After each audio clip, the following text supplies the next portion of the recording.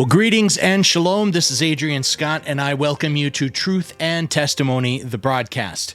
We're continuing our Bible Break series as I'm going through the book of Genesis, and now we find ourselves up to Genesis chapter 8. Now, as I like to do, I will read through the chapter first, and then I will go back and offer a little bit of commentary.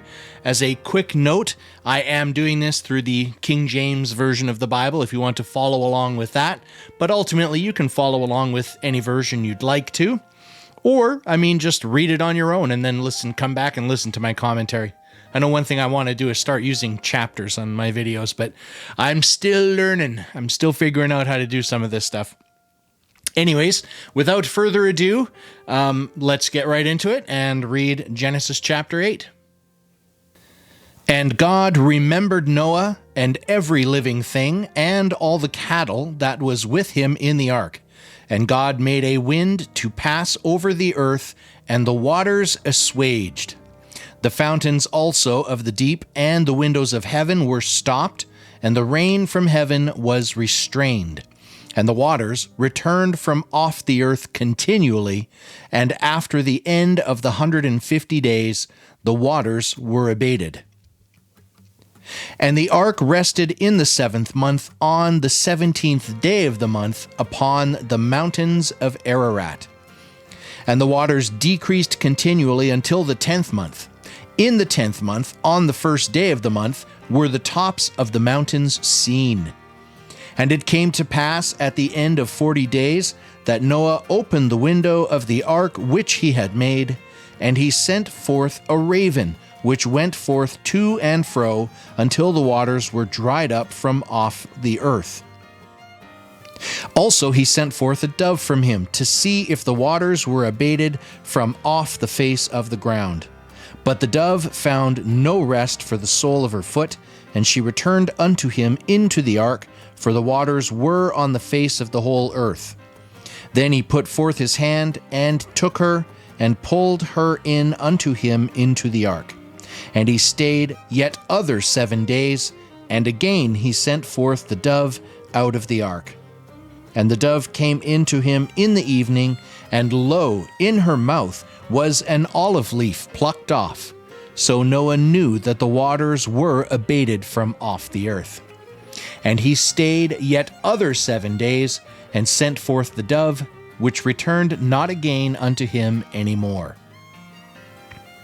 And it came to pass in the 601st year, in the 1st month, the 1st day of the month, the waters were dried up from off the earth. And Noah removed the covering of the ark, and looked, and behold, the face of the ground was dry. And in the 2nd month, on the 7th and 20th day of the month, was the earth dried. And God spake unto Noah, saying, Go forth of the ark, thou and thy wife, and thy sons' wives with thee. Bring forth with thee every living thing that is with thee, of all flesh, both of fowl and of cattle, and of every creeping thing that creepeth upon the earth, that they may breed abundantly in the earth, and be fruitful, and multiply upon the earth. And Noah went forth, and his sons, and his wife, and his sons' wives with him. Every beast, every creeping thing, and every fowl, and whatsoever creepeth upon the earth, after their kinds, went forth out of the ark. And Noah builded an altar unto the Lord, and took of every clean beast, and of every clean fowl, and offered burnt offerings on the altar. And the Lord smelled a sweet savor, and the Lord said in his heart, I will not again curse the ground any more for man's sake, for the imagination of man's heart is evil from his youth. Neither will I again smite any more everything living, as I have done. While the earth remaineth, seed time and harvest, and cold and heat, and summer and winter, and day and night shall not cease. So there we have Genesis chapter 8. There's not a ton of stuff that I would go back to on this one, although there's definitely a few things. One goes right back to verse 2. Because one thing that does come up is like, where did all this water come from? I know that's a big question. And there's no amount of rain, really, I think, that could attribute for that. I mean, we see typhoons and hurricanes and all these things that bring torrential rain and just mass destruction with it, but not enough to cover the whole earth. Now, part of this does then call to mind, or should have you thinking, just the amount of water it would take to do this, that the amount of destruction and devastation that this would cause.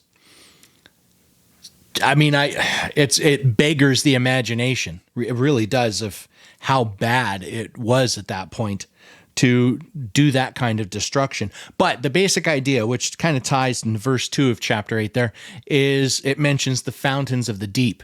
Now, my theory is that I kind of go with is that that's where the majority of the water came from. So this is stuff that would have been subterranean, so under the crust of the earth, and the land fractured, and the water, the fountains of the deep, spread forth from that and shot up into the air and created all this other stuff. There's other stuff it connects to, this possible idea of a canopy that was over the earth of something frozen, because all of that water creates friction in the atmosphere, which would have heated things up, potentially melt that canopy. This is all a theory. And so there's some of the rains that came down, plus the fountains, and that would give you enough water to do that. So I think one basic idea is that prior to the flood, we didn't have on the earth oceans as we see them now. There wasn't anything like the Pacific or the Atlantic. At most, maybe there may have just been seas, things like that. There were definitely bodies of water, but not what we see today. So I think that's just more physical evidence of the remains of that global flood. And that's another thing. I know there's a lot of, well, not a lot, but there's some talk, there's some people believe in this idea of localized floods, which just never made sense to me. I can appreciate that they have the idea, but it doesn't make sense to me, because ultimately my sarcastic mind wanders to the idea, well, if it's a localized flood, then just go over there, right? Where the flood isn't. You don't need to build this huge boat and load these animals and do all this other stuff. It had to have been a global flood. That's the only thing that makes sense. And I think when you look at the evidence, the oceans and the changing all that other stuff, that it lends to that. I've always found it coincidental. I can't verify any of this. I'm not, a geologist or anything like that, but I find it interesting when I look at the earth, like from a distance on a map or something, and you can see some of the major fault lines, and they line up parallel with some of the major mountain ranges. And I just wonder, was that part of it? Was that fault line, that fracturing of the earth that the fountains burst forth from? And as it did so, it pushed the land apart. And that's what formed these mountain ranges, that everything just get piled up. Because I don't think prior to the flood, we had mountains as big as we do now. That's another thing. But this is all part of theory. This is all theory and conjecture.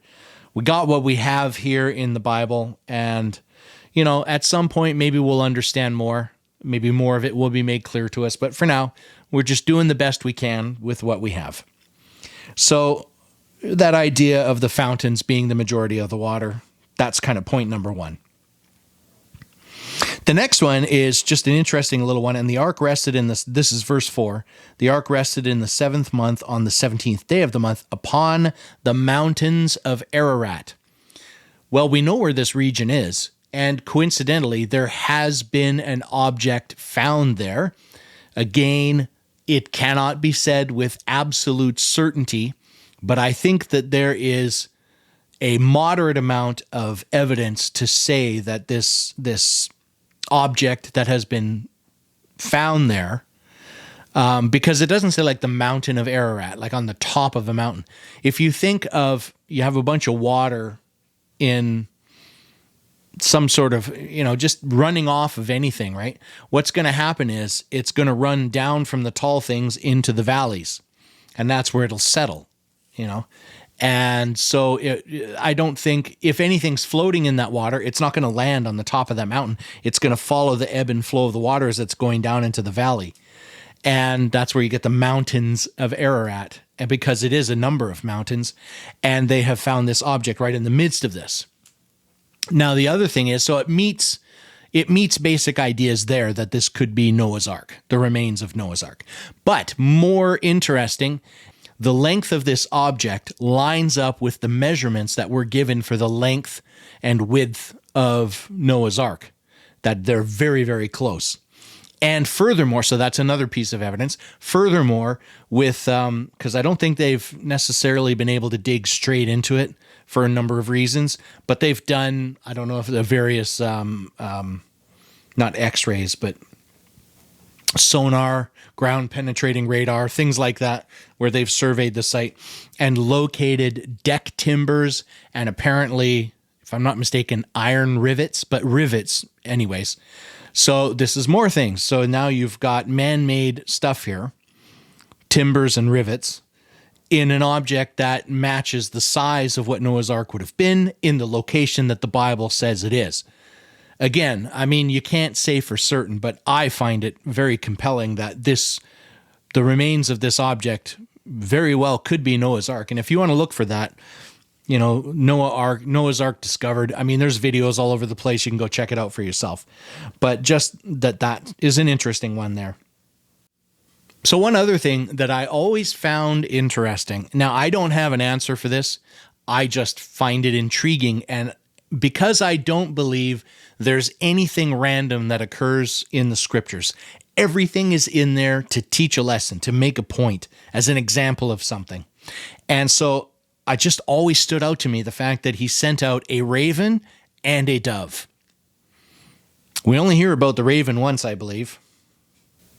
Yeah, we only hear about the raven once, and then the dove he sends out, comes back, sends out, comes back with the branch, and sends out, doesn't come back anymore. They disembark the boat.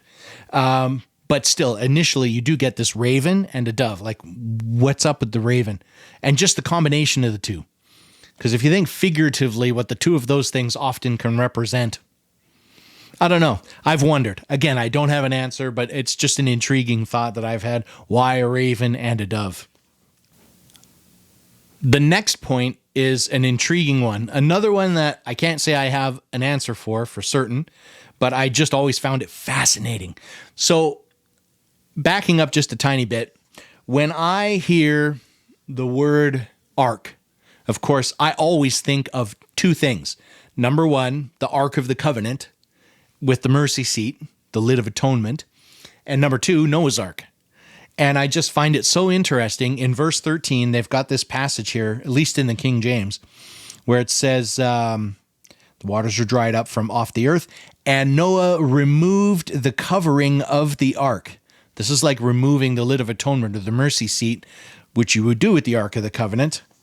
And looked, and behold, the face of the ground was dry. But it's just this idea of removing the covering of the ark. And it just sounded like Ark of the Covenant rather than Noah's Ark. But however it works out, I just found that choice of wording extremely interesting. Is God making a connection between Noah's Ark and the Ark of the Covenant? Things that make you go, So think about that one for a little while. And I think probably my last point connects to verse 20 here of chapter 8, where it mentions, and Noah builded an altar unto the Lord, and took of every clean beast and of every clean fowl, and offered burnt offerings on the altar. Just this idea that it very clearly mentions clean beasts, clean fowl. So this, I shouldn't need to remind anyone, is well before the time of Moses and Abraham and all of that in Mount Sinai and the giving of the law, that there was already a distinction between clean and unclean animals. And so this, connects to something that I always found interesting. It's, obviously a topic near and dear to me, being Messianic, Hebrew roots guy. Because in our house, my wife and I and our family, we do eat biblically clean and avoid the unclean stuff, which is things like, we always talk about the two big ones because that's what you get in our culture, at least in the Western world, is pork, pig, and shellfish and crustaceans. There's other things as well. Hares, camels that are not clean, ostrich. Again, it's just that idea that long before we had Moses and Abraham or the law given at Mount Sinai, we already had a distinction between clean and unclean animals, which I think, if I'm not mistaken, you can actually find some reference to that going back to Cain and Abel even. So pretty much right to the very beginning, there's already a distinction between clean and unclean. And one of the fascinating things, I hesitate to mention this because I can't remember more details about it, but I remember that there was a secular institution. They wanted to do this study. They were aware of this designation in the Bible of clean and unclean foods, of what was good and not good to eat. And their hypothesis was, okay, well, is there anything to that, right? I don't know if they were trying to prove the Bible is stupid or anything like that, but they just took the idea and it was like, is there anything to that? And when they tested the various animals and made the separation between what the Bible lists as clean and unclean, they found that all the stuff that the Bible listed as unclean was literally unclean. It was the most toxic stuff that we could eat. An example is pig. So far as I understand, pigs don't really have a method of flushing toxins from their system. They just have a couple of pores behind their hooves there, and it kind of seeps out of there, ultimately seeping into the ground that they're wallowing in. Now, the problem is they start rolling around in that, and they just reabsorb it back into their skin. It makes them amongst the most toxic animals that you can eat. That meat is just, highly toxic. I mean, all of these toxins are still in there because nothing's getting flushed out or cleaned properly. And there's this idea of you are what you eat, that when you're ingesting, all this nasty stuff, or you're eating pork, you're getting all of those toxins into your system. What was in that pig system is now you're putting into your system. And this study confirmed that is the case. It is toxic and it is unhealthy.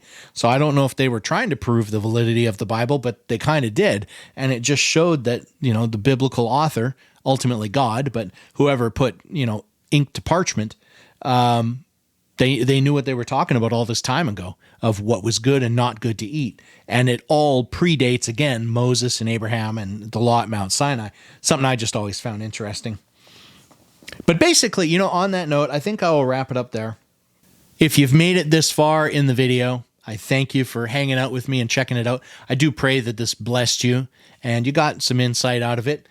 Please, I do ask, if you can, give the video a like if you liked it, share with others, and don't forget to subscribe. One thing I like to mention from time to time in videos is when you're subscribing, I have said this in passing before, but with a little more explanation here. So the last time I checked anyways, when you subscribe to a channel on YouTube, and I'm not sure if Rumble functions similarly, but it may be worth checking that out too, but definitely on YouTube, it defaults you to something called personalized notifications. What happens there is if the algorithms don't line up, you may not necessarily be notified of all the videos that a channel you have subscribed to have posted. I have seen this firsthand with some channels that I am subscribed to. People that have, sometimes the Hebrew roots speakers and stuff like that, but not necessarily the most popular things to say. And I have seen for a fact that they have put videos up and I have not been notified of them. So for those guys, I did go in, and there is an option for you to look at as well, where instead of personalized, the other option is, there's a couple, I think one is no notifications, but the other one is all. So it doesn't matter what that channel uploads. You will be notified about everything that goes up. So if you don't want to miss anything that Ray or I are doing, because sometimes it can be a little iffy with those YouTube algorithms, hit those all notifications when you do subscribe. Long-winded explanation, but there you go. Anyways, thank you so much for joining me. I do look forward to seeing you in the next video. We'll pick up with some interesting stuff in Genesis chapter 9. Until then, I wish blessings to all of you in the name of Yeshua HaMashiach, Jesus, our Savior. And I say shalom and bye for now.